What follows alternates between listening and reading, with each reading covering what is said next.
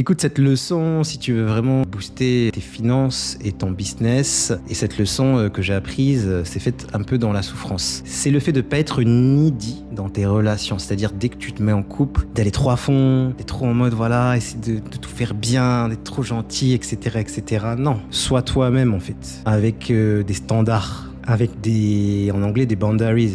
Tu dises qu'est-ce que tu acceptes, qu'est-ce que tu n'acceptes pas. Parce que si tu es trop needy comme ça dans ta vie, tu seras needy avec les clients. Tu vas accepter tous les clients et ils vont demander des remboursements, et ils vont se plaindre, et ils vont demander des coachings, et tu vas être épuisé, et ça va réactiver tes traumas, et tu vas être dégoûté. Moi, ça m'est arrivé, 2020, j'étais dégoûté au milieu de l'accompagnement parce que j'étais trop needy, tu vois. J'acceptais tout le monde.